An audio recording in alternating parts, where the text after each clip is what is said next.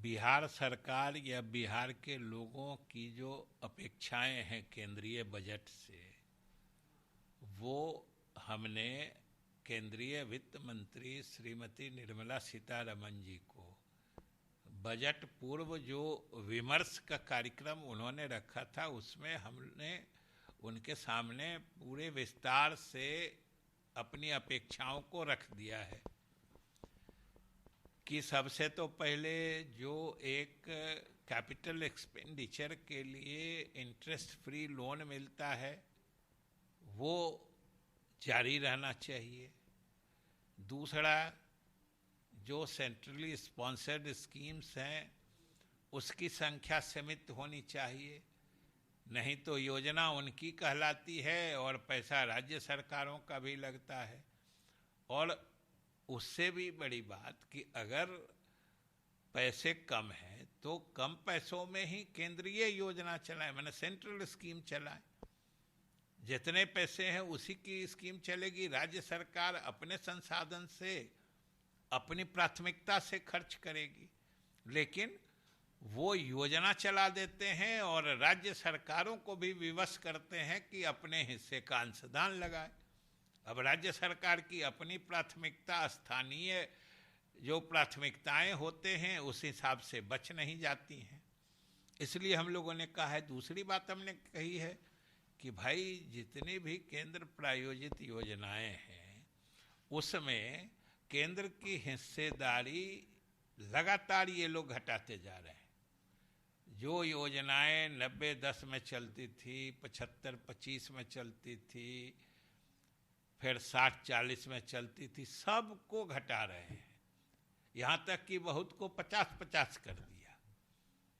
तो अब समझिए कि इसका मतलब है कि हम अपने संसाधन का भी आधा पैसा एक तरह से हम उनके प्राथमिकता के हिसाब से खर्च करेंगे। योजना उनकी रहेगी, पैसा हम लोगों का लगेगा।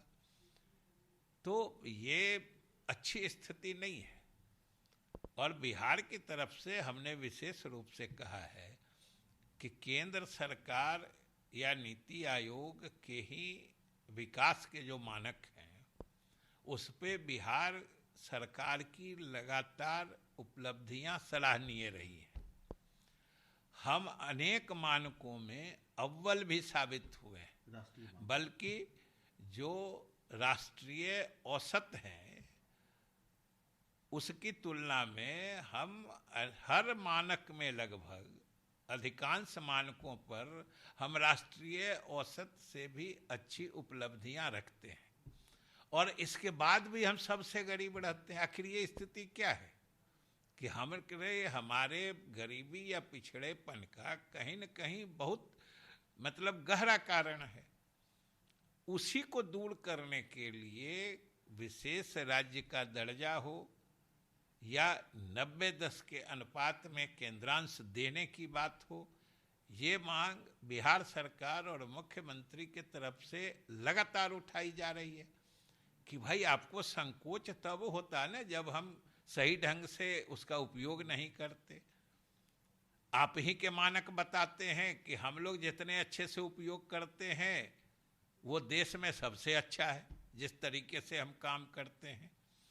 तब फिर इस तरह के जो वैधानिक प्रावधान हैं उसको लागू करके आप विशेष सहायता अगर हमें नहीं देते हैं तब तो ये नाइंसाफ़ी है। और हम लोगों ने यही नाइंसाफ़ी बिहार के साथ नहीं होने देने का अनुरोध किया है और यही बिहार वासियों की अपेक्षा है कि हमारे साथ नाइंसाफ़ी नहीं हो।